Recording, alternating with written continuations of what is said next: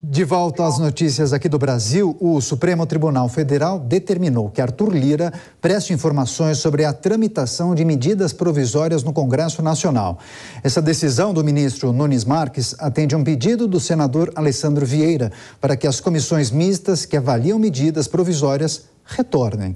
Esse tema tem sido motivo de impasse entre Arthur Lira e Rodrigo Pacheco por conta do prazo de aprovação. A gente lembra que a Constituição determina que o Congresso forme uma comissão mista para analisar essas medidas provisórias assinadas pelo presidente da República em um prazo máximo de 48 horas. Cristiano Vilela, a gente tem noticiado esse, digamos, desajuste entre os presidentes das duas casas de Brasília, né? Rodrigo Pacheco e Arthur Lira. Agora a Corte determina, inclusive, que o presidente da Câmara Federal, Arthur Lira, preste informações sobre a tramitação dessas medidas provisórias. O que não pode faltar é transparência. Você entende que falta transparência da razão pela qual Arthur Lira não coloca em votação e avança na tramitação dessas medidas provisórias? É uma medida urgente que requer necessidade de agilidade por parte dos parlamentares? Olha, Caniato, é uma queda de braços envolvendo o poder do presidente da Câmara e do presidente do Senado.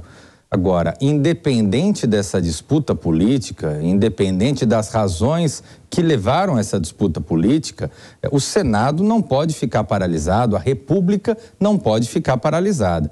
E, nesse sentido, um senador da República foi se socorrer do Supremo como forma de garantir que o que está tratado na Constituição, o que está tratado no regimento das casas, seja cumprido, seja seguido.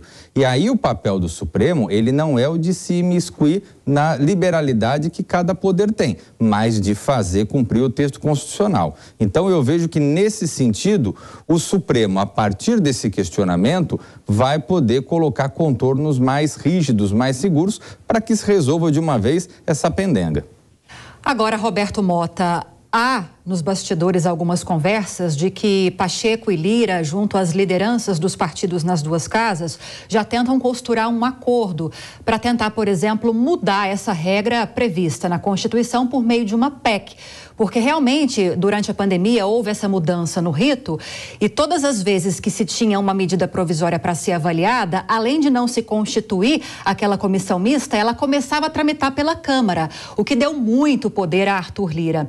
Como você tem acompanhado essa discussão e concorda com a proposta de uma PEC para mudar essa regra constitucional no caso das medidas provisórias?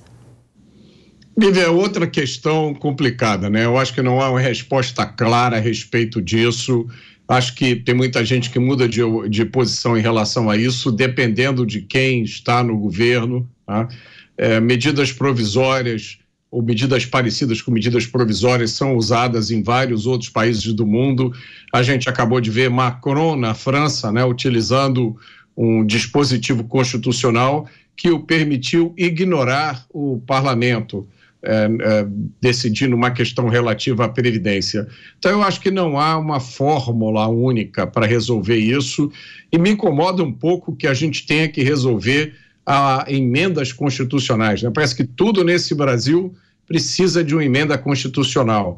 A Constituição americana, até hoje os americanos só tiveram uma só, e ela passou até hoje por 27 emendas só, né? A Constituição brasileira é 6ª ou 7ª e já sofreu 120 e tantas emendas. Então, eu acho que esse processo deveria contar um pouco mais com o bom senso e a autocontenção de alguns poderes e o senso de responsabilidade e não precisar que a toda hora a gente emende a Constituição.